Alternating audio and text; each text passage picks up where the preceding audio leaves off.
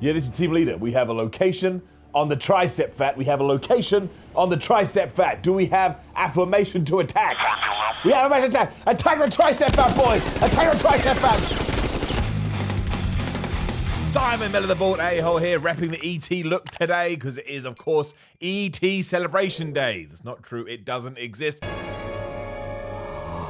You may have thought, Simon, that was the weirdest opening to a video I've ever seen, but it's true, and I wanted to make a point. I'm not even going to waste that much of your time with this intro. I'm just going to say, if you're trying to lose weight, if you're trying to lose fat, don't buy into these crazy facts that are absolute gibberish, usually coming off Instagram. We're going to put them all to bed right now, which is good, because I'm damn tired. So here are 8 weight loss, fat loss facts that are actually lies, and also how you can lose weight. Number 8, yes, you've just figured it out from the intro. It is that you cannot spot target fat. What does that even mean? And it kind of comes from the idea, of course, if you're training in the gym and you want to have bigger triceps, what do? You lift heavier on triceps, you focus on your triceps, you do more exercise on triceps, you make sure that you go to failure on triceps. So I guess arguably you can say, well, if I do that and I kind of rep up my tricep or I develop muscle in that area, you're going to see less of the fat. But if you're all about losing weight, let's face it, nobody, well, some people do, but more often than not, nobody goes, I want to lose fat in my shoulder. They want to say, I want to lose fat in my belly. I want to lose fat in my ass. I want to lose fat here, there, and everywhere. You just can't do it. There are little things that you can do to try and help with that,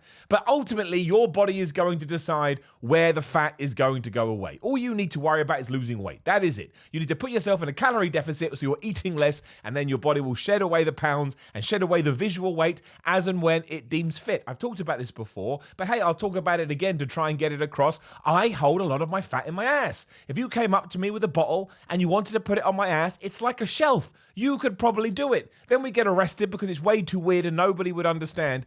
Do I want to have that much fat in my ass? Of course not. When I catch myself sort of, side on, I'm like, look at that thing. It looks like it's about to attack somebody by accident, but you cannot do it. And anybody that is telling you that you can do it, unless they've got proper science backing it up, but when they've got proper science backing up, they will be talking about the 1 to 2%. Do not listen to these people that say, if you want to lose fat in your arm, you need to do the chicken wing dance, because that's chicken wing is a horrible term for fat in your arm. It doesn't, no. You may be very lucky and you may lose it all around your waist, or you may be very unfortunate and you may not lose it in the places you want to until the very end of your journey. And of course, it's going to suck your motivation away, but what will suck your motivation more away is some gibberish piece of advice that you follow for 2 months, 3 months, 4 months, 5 months, 6 months, and when you get to the end, you haven't lost any weight because, I don't know, Pob Boy, I just made him up, he's a fitness YouTuber, Pob Boy decided that you should do his magic workout to spot target fat loss. You cannot do it. Number 7 is that diet pills do not work. I have a family member, who I won't out here because it's not fair, who decided that fat pills were the answer to all their problems. And surprise, surprise, it was probably just vitamin B12 masquerading as a pill. Now, actually, on a more serious note, you don't actually know what you're getting in these supplements. Even if you buy it from a reputable source, you do not know what's in there. And so absolutely never buy it from a black market source, whatever the hell we're going to call it. But there is no such thing as a fat loss pill. What does that even mean? That means you could eat 72,000 pizzas, but because you're taking a fat loss pill, your body's just going to go and try and fix it out for your metabolism. No, you're just going to store a bunch of fat. Your glycogen's going to go through the roof, your insulin, all these kind of stuff, and you're going to become overweight. Of course you are. There are things that can help you on your journey, like fat burners will be really good because they'll speed up your metabolism to a certain degree and they'll speed up your heart rate and so on and so forth. I don't like them because they make me sweat, because most of them have chili powder in there or something. So I take it at 8 in the morning, and by midday I'm just like, like I'm hanging out in Mexico City. But what most people do, again, is they do any exercise and do any workout, or they continue on without actually adding the little bits in they need to do, and they hope the pill is going to sort them out. The pill is just not going to sort them out unless you're going to go into crazy illegal territory, but that's not what we talk about on this channel. That's not the kind of stuff that I advocate for. You do you, I respect it, but I don't want to get into it because it's not my remit and there's other people that can talk to you more about that. Do not trust anything that tells you it's an over-the-counter fat loss pill. It's probably bread. It's probably bread grounded up into a pill. Number 6 is, if you want to do fasted cardio, do fasted cardio. If you want to do non-fasted cardio, do non-fasted cardio. There is no benefit. And ultimately, actually, if you're trying to preserve muscle and trying to lose weight, it's probably worse to do fasted cardio because, again, you're in a fasted state and maybe you're burning the wrong kind of blah, blah, blah, blah, blah. It really doesn't matter. You just need to do what you want to do. Just need to do the cardio. And if you need to burn more and you don't want to drop your calories, you need to do more cardio and vice versa. If you're burning too much, you need to do less cardio. That's it. I do fasted cardio because I enjoy it. And some of the comments always go, Simon, you're the best person ever. I'm like, what the flip is wrong with your voice, you gremlin? But I'm not going to change what I enjoy doing because I may get the tiniest of percentages. If I was working towards a competition, I would. And if I was working towards some kind of sporting goal, I would, because that's different. That's when you need to have the edge on your opponents and your competitors. But if I'm just doing it in my day-to-day life, I'm going to pick the one that I enjoy. I like getting up, having a coffee. Comments explode again. You have a coffee, doesn't count for the cardio. My word, get some kind of a life. But you choose I get up, I have a coffee, I do my cardio. I'm like, wow, I've achieved something today. Now I'm going to have an awesome breakfast and I'm going to enjoy everything. That may not work for you. That may sound like hell. That may sound like hell. One day you're going to die, and unfortunately you didn't live a very good life. You're going to go to hell, and you're going to be told, I'm really sorry, now you have to do fasted cardio forever. You're like, damn it, I should have given more to charity or whatever. But do not get caught up on these specifics. It's hard enough that you have to make these changes. You know how hard it is. Let's say you're eating 3,500 calories a day, and ultimately you know you have to get down to, 2,800. So many calories. 700 calories. That's so much food, and food is awesome. Number 5 is using that ab vibration thing. I don't even know what it's called. The amount of messages I get saying, Simon, should I just walk around with the ab vibration thingy on going all the time to try and lose weight? Like, it's probably going to tighten your core a little bit, but it's not going to help you lose fat. I mean, if I said to you, I'm going to get a cattle prod and stick that in your stomach over and over, you're going to lose fat. You go, no, that sounds stupid. That's essentially that is. All it's doing, I think, is sending an electrical magnetic pulse to tense your own abs. You're just doing sit-ups all day, and we're going to talk about sit-ups. Number 4 is aiming for the perfect heart rate. Now, again, you can go into the science, and some people say, if you're hit between 120 and 130, yes, maybe you're in a fat-burning zone. But there is certainly no such thing as, my heart rate was too high, and therefore I didn't burn the right amount of calories. I read that the other day. I should start outing people, but that's in the Should You Listen to Them series. They're not out people, not here.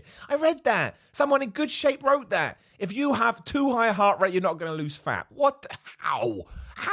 So I eat nothing, but I get my heart rate up to 160. My body's going to go, oh, no, it's just not true at all. Again, what I'm trying to get across here is there's so many other things you need to worry about. Don't buy into the thing. It's nice and simple. I know you don't want to hear that, but it is. Eat less. Or do more cardio. Both are fine. Like if you found that 3,000 calories doesn't make you a miserable so-and-so, and you're only doing half an hour of cardio a day or whatever, do 45 minutes. And then all of a sudden, in 2 days, you're in half an hour, 4 days, an hour, so far and so forth. You are going in the right direction. You're exerting your body more and you're burning more calories. But, what I think basically, I know because I did it too. You think, well, I don't want to do cardio because that sucks. I don't want to eat less, so that sucks. So why don't I take this diet pill, attach this machine to my abs, and get my heart rate in the right place, and that's all I want to do, but it won't work. Maybe you will burn a little extra for like a week or 2 weeks max, but eventually it's all going to catch up to you and it's going to become the normal. Whereas continually evolving, and again, dropping here, doing more cardio, that's what's going to work. And you may not want to hear it, and you may think some of this is really, really boring, but fitness, when you actually break it down, is boring. It is. Like, what's weightlifting? Pick up that heavy weight so you can pick up a heavier weight. Doesn't make any sense. Number 3 is HIIT cardio over steady state cardio, or steady state cardio over HIIT cardio. You'll be surprised to hear it's exactly the same as fasted, non-fasted. Just pick one.